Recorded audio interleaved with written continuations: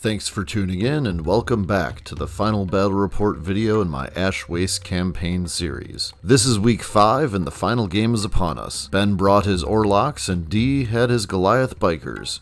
They had to take the prize from my outcast Cawdor. In this week's scenario, the Big Score. This time on JD in the Sump Sea.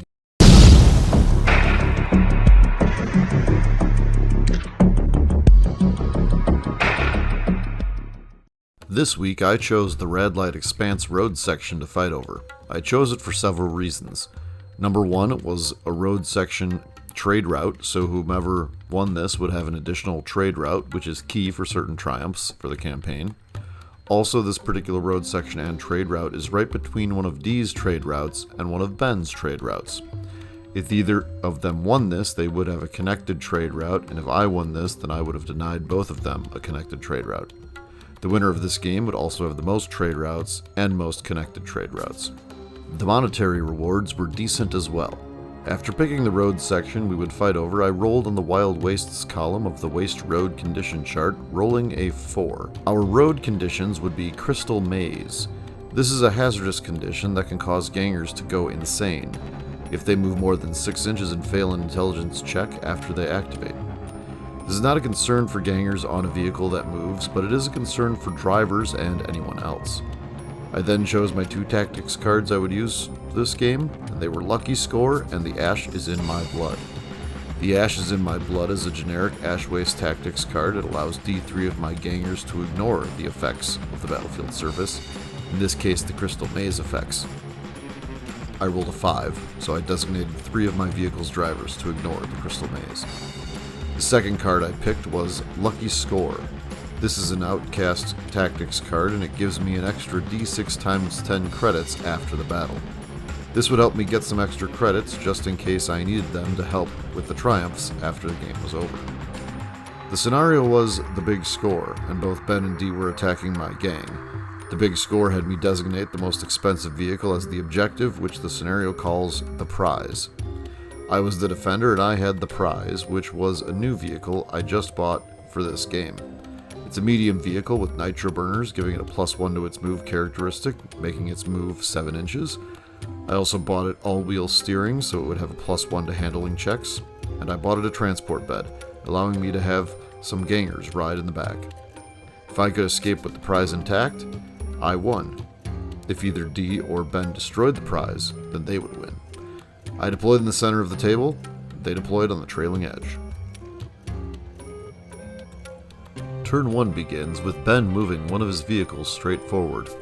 Because this is a rolling road scenario, we all have to move our models or they risk getting left behind. Of course, the negative of moving models more than 6 inches in this game is that they must make an intelligence check or be subject to the insane condition. D then moves up a biker and then fails his intelligence test.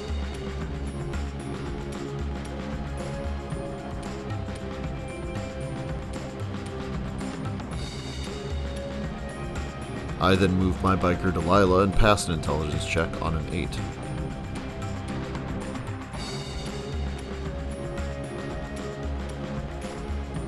Ben continues moving his vehicles and passes this time.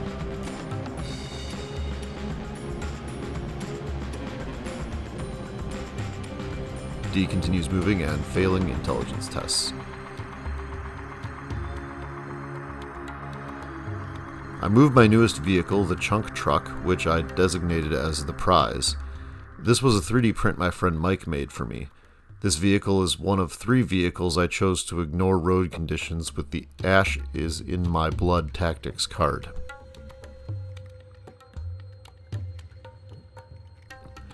Ben then moves up his 3rd vehicle and he fails his intelligence check and the vehicle gains the insane condition.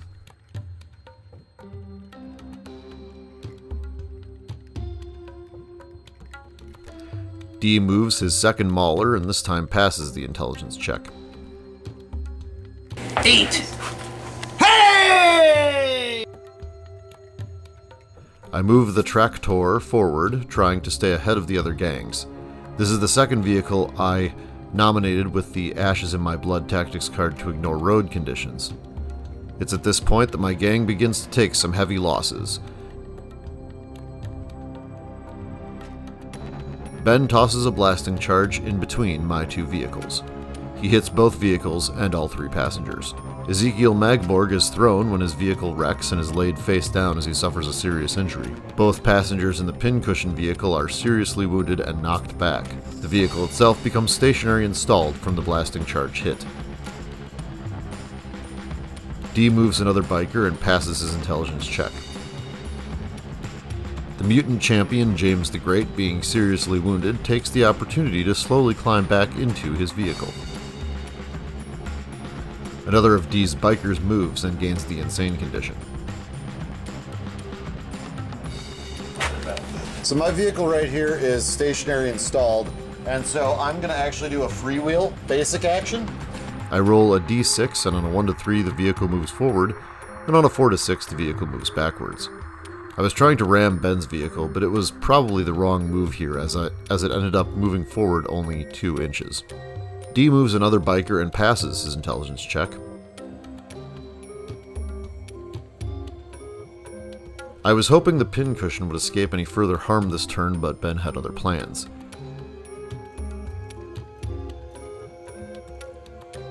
He hit it with a melt-a-gun and caused it to wreck. Both James and Amos were thrown from the wreck.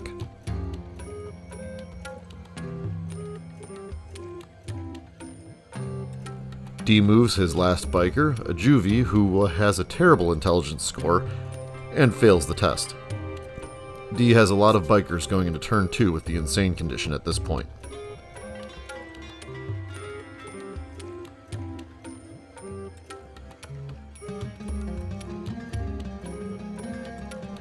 After turn 1, we started to realize that the Crystal Maze Road condition was going to be problematic for the rest of the game. Not only because of the possibility of almost every ganger gaining the insane condition every turn, but also because of how much extra dice rolling and bookkeeping would be necessary for the rest of the game.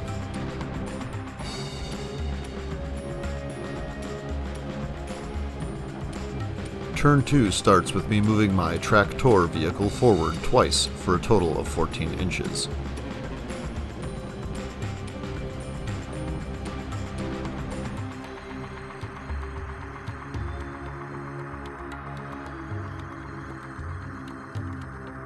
Then it was Ben's turn, and he moved a vehicle forward and tried to run over Amos.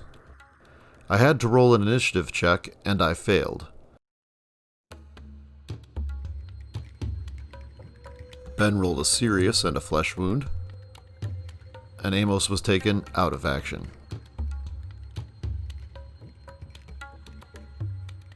D then moves a biker forward after rolling a 5 on the insanity table, which allowed the biker to act normally for the turn. He tried shooting the chunk truck, but it was just out of range.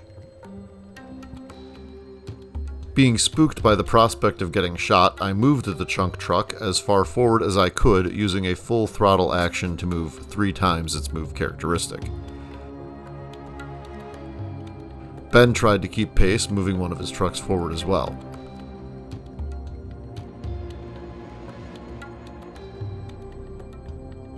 D's Goliath Juvie biker, subject to the insane condition, rolled a 1, meaning he was now broken, and he ran off the back of the board. I then took a chance with Delilah, hoping, because Ben's vehicle was a light vehicle, that I could charge it and kill it. I then rolled 2 glancing hits, which Ben had to only pass a handling check to basically ignore, and ignore he did, meaning my charge was for naught. Delilah then failed an intelligence check, meaning she was now subject to the insane condition. The rider in the back of the vehicle shot his bolt pistol at Delilah, giving her a flesh wound and making her seriously wounded. She then passed her initiative check to stay upright on her bike. D then moved one of his maulers straight forward as far as he could with a full throttle action.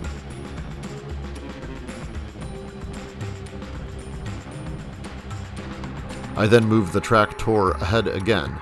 Rewatching this footage reveals I moved it twice in the same turn. I didn't notice at the time, being probably 3 beers in at this point, and no one else noticed either. I'm sorry, guys. Ben then rolls a 2 for his last vehicle, which is subject to the insane condition, and that means it breaks, and he moves it towards the board edge. Rolling a 4 on the insane condition chart means D's other juvie biker gets to be controlled by either Ben or I. Ben wins the roll. D then moves another biker who is not subject to the insane condition forward, as fast as he can go. D moves a mauler forward. D then moves a biker forward, and turn 2 is done.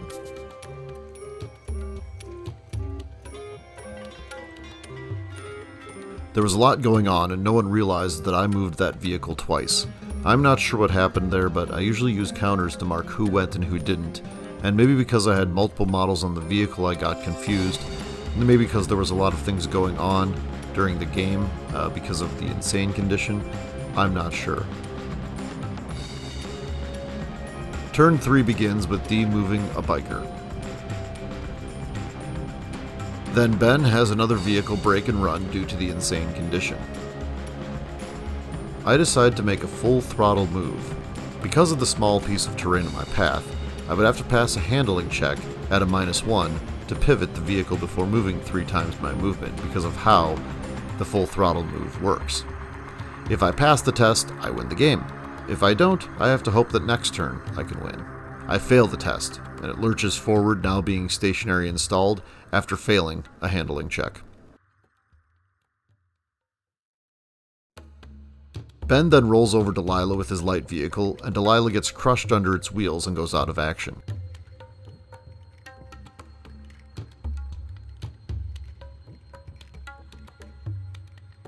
Enoch casts Terrify on the vehicle that just rolled over Delilah. It then brakes and runs away.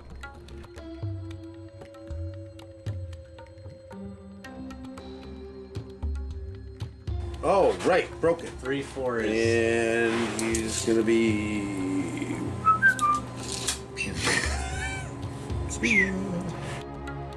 Ben decides to jump his rider with the bolt pistol off of the vehicle and run at my gang. I then turn and move the tractor to get away from the bolt pistol guy.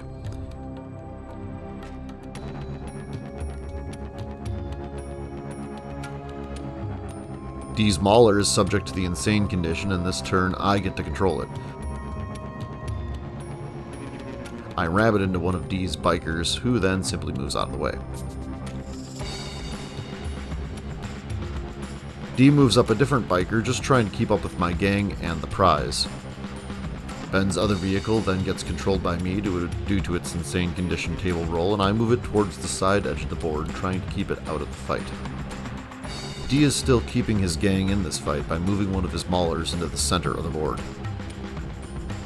Ben moves his final vehicle forward as far as he can.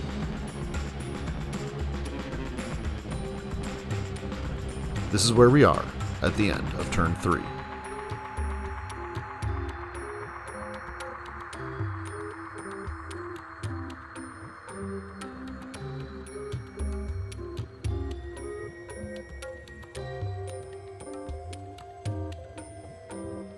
D realizes during this rolling road step that he could redeploy one of his gangers on the leading board edge right in front of my vehicles, so he does so, and makes this turn just as hard for me to win as the last turn was.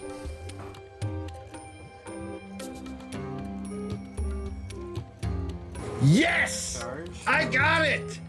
A ram! At 21 inches! We're gonna make a handling check because I'm gonna rotate Full this. throttle action. I'm gonna rotate this. We're gonna do full throttle action, which should, yeah, that's a right angle to get off the board. I rolled a 7, which is what I needed, and so I move 21 inches. Does that hit the board edge? No, it does not. Oh my God! Are you kidding me? No, Are you kidding me? Turn 4 starts off pretty intense as we all begin to realize that this game is going to be over soon. D's biker is subject to the insane condition, and I get to control him, so he turns around and drives off the leading edge of the board. D then gets to control one of Ben's vehicles, and he turns it around and drives it towards the center of the board.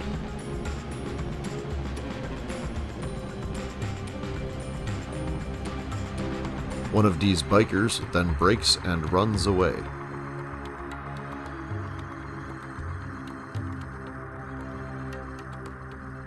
D's Mauler then gets to be controlled by Ben, and he moves it towards the leading edge of the board, hoping it will help prevent me from winning. D's other biker then moves forward, and D is able to make an intelligence check and remove the insane condition from him. I then shoot a reclaimed autogun polearm from one of my gangers at D's mauler, and I get a glance, which forces D to make a handling check that he then fails, leaving the mauler stationary and stalled.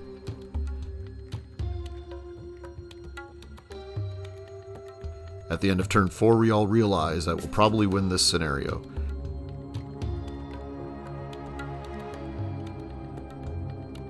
D tries one last gambit by putting a large container on the leading edge right in front of my vehicle with the prize, which will force me to make some decisions next turn.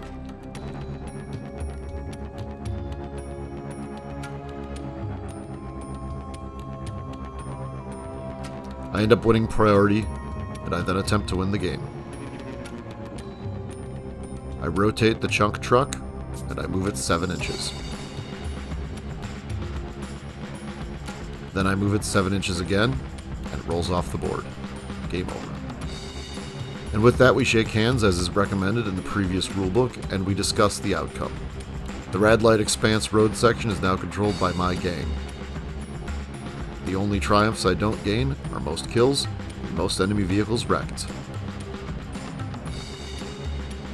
When I created this campaign, I didn't think I would do as well as I did, but it turns out an Ash Wastes campaign is similar to a Dominion campaign, in that if you play as many games as you can, you have a better chance at doing well in the campaign. We only had 3 people play in this campaign on a regular basis, and I think if we had more, then things would have been different. I think one of the barriers to entry of an Ash Wastes campaign is the near requirement of having vehicles, and if you don't have enough time to prepare your gang for this environment, then you could be at a disadvantage. Using the road conditions and the weather conditions definitely made things more complicated and more difficult than they probably needed to be for the players to actually play the games.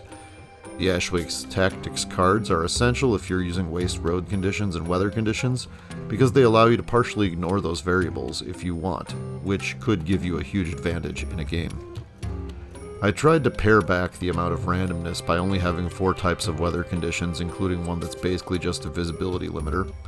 I also made the waste conditions chart smaller, from 5 results per type of condition to only 3, and I picked what I thought were conditions that weren't too problematic for gameplay, but as we saw in this game, the Crystal Maze is actually rather impactful. I think the game would have gone very differently if we hadn't used that condition. In the end, I think everyone had fun. It was nice trying some Rolling Road scenarios I'd never played, and seeing that not every Rolling Road scenario play is the same. I think if we played an Ash Wastes campaign again, having some experience with this one, I would set it up differently. Maybe putting the players in more control of the scenario they play each week, like a regular Ash Wastes or Dominion campaign, would be a better idea. Also, making sure players can pick the tactics cards they use in each mission if weather and waste road conditions are used would be a good idea as well. Or simply modify some scenarios to give each player D3 respirators or D3 models ignoring the waste road conditions would have been enough. Make the tactics cards a part of the scenario. But I've rambled on enough, and I think that's it for this video. Next time, I hope to show some progress painting my gang. In less than 2 weeks, they need to be painted and ready for the Ash Wastes weekend. But that's a story for another time. Thanks for watching. Please like and subscribe.